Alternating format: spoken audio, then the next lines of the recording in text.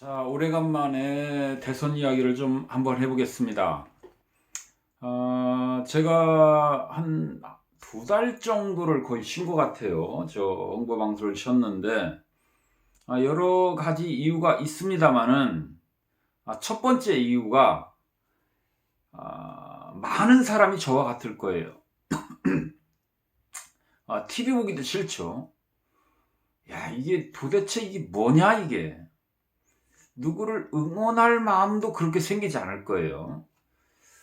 이런 대선에서 이제 야당의 지지율마저도 이제 뭐 오차 범위를 벗어난 역전이 일어난 상태에서 저는 이제 홍준표 후보 중앙선대위 부위원장까지 이제 맡았었습니다. 그리고 홍보방송을 했는데 윤석열 후보가 되고 나서 그야말로 전입가경.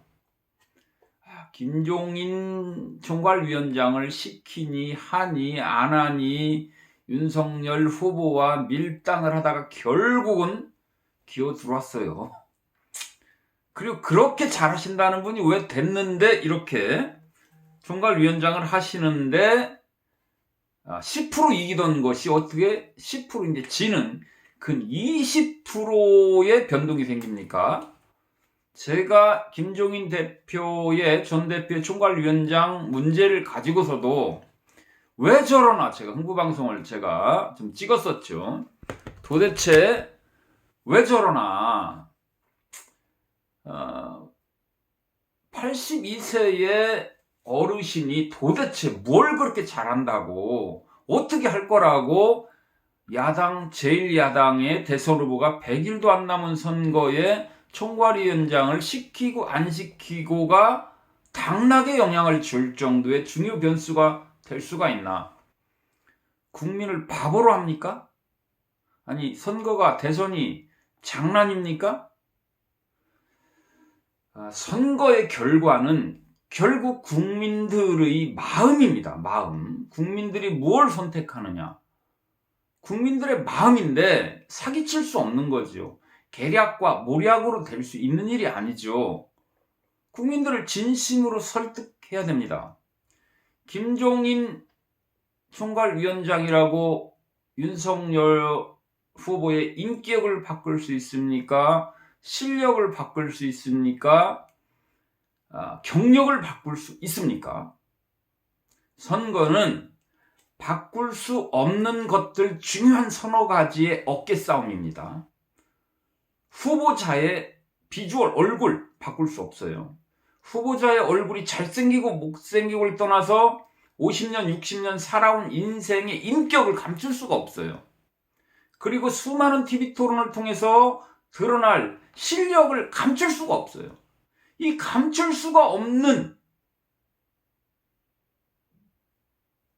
절대로 바꿀 수가 없는 것들이 부딪혀서 결론이 나오는 것이 선거인데 왜 선대위원장은 도망가고 다시 잡아와야 되고 잡아왔더니 또 도망가고 총괄위원장을 누구를 뽑아야 되느니 그 사람 있으면 되니 없으면 안 되니 이 국민을 바보로 하는 겁니까? 도대체 뭘 어쩌자는 건지 도저히 이해가 안 가요. 이해가. 국민의 마음에 민심의 바다에 얼마나 진정성을 가지고 시대정신을 읽어내고 지금 부동산 문제 어떡할 겁니까? 부동산 문제. 대한민국의 지속 가능이 무너지고 있어요. 자, 기후 문제 어떡할 겁니까? 오늘 포탈에 알래스카가 영하 19도가 아니라 영상 19도랍니다. 영상 19도. 우리 손자들이 과연 사는 세상에 지구가 존재할까? 이거를 걱정하는 세상입니다. 대한민국의 미래의 먹거리, 지금 반도체, 자동차, 회사 서너 개가 지금 대한민국을 먹여 살리고 있어요. 이 회사들이 문 닫으면 대한민국 국민 다 굶어 죽을 겁니까? 대한민국의 지속 가능, 고민하고, 의논하고, 우리 대한민국 5천만 우리 국민들의 마음에, 결정에 무엇이 옳은가? 우리는 이렇게 하겠다. 이런 논의의 장이. 그래서 국민들도 좀 생각을 더 하는, 다시 생각하는, 역사를 다시 생각하는 이런 대선의 장이, 우리의 미래를 우리가 어떻게 무엇을 선택해야 될 것인가 고민해야 되는 이런 대한민국 민주주의의 꽃인 선거에, 대통령 선거를 앞두고 70여일 앞두고 후보의 아내 문제, 아들 문제, 도대체 대한민국을 위한 걱정은 양쪽 캠프도 그렇고 후보들도 그렇고 도저히 이게 지금 어디로 가자는 건지 이해가 가지 않습니다. 그래서 이제는 대선이 좀 제대로 돼야 된다. 누가 된들 지금 이거 어떻게 하려고 합니까 지금? 그리고 국민들은 뽑아놓고 만족하겠습니까? 지금부터라도 정책 대결, 나는 어떻게 하겠다, 여기에 초점이 맞춰져야 되고, 자, 지금 대선 7%, 8%까지도 이재명 후보가 앞서고 있는데요. 저는 이번 대선 그래도 윤석열 후보가 될 가능성이 높다 이렇게 봅니다. 왜냐? 윤석열 후보가 거의 10%까지도 앞서고 있던 때가 불과 한 달도 안 되죠. 그래서 여당은 경쟁했던 후보 그리고 당대표 누구도 다 똘똘 뭉쳐서 단일 대우로 간절한 선거를 치렀습니다. 그래서 지지율을 이렇게 지금 추월까지 갔는데, 야당은 지금 배가 어디로 갈지 모르죠. 산으로 가고 있어요. 그러나 아직 충분한 에너지와 역동성을 가지고 있다. 그리고 윤석열로부터 빠진 표가 이재명으로 막 넘어간 게 아니라 안철수 쪽으로 넘어갔어. 안철수가 이제 거의 10%를 바라보고 있습니다.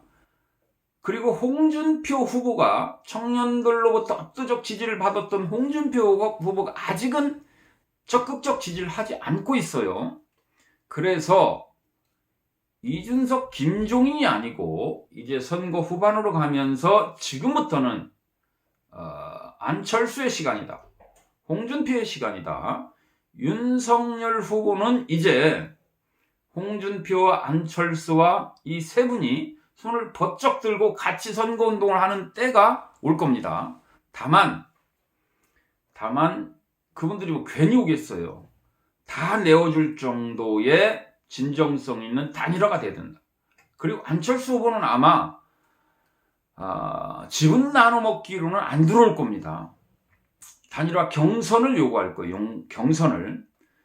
그런데 지금은 어쨌든 두 자릿수도 나오지 않는 후보에게 제1야당 후보가 단일화를 하겠다 이럴 수는 없는 거죠. 그런데 지금 추세라면 안철수 후보가 두 자릿수까지 갈 것 같아요. 그러면 노무현, 정몽준의 단일화 컨벤션 효과가 아직 기다리고 있습니다. 그리고 그보다도 그 컨벤션 효과가 왜 나오느냐? 정치는 쉬우면 안 되거든요. 내용도 있어야 되거든요. 내용. 어떤 내용이 있느냐? 윤석열의 지지율이 빠지는 이유, 윤석열을 적극적으로 지지하지 않는 이유는 뭔가 부족함을 느끼기 때문입니다.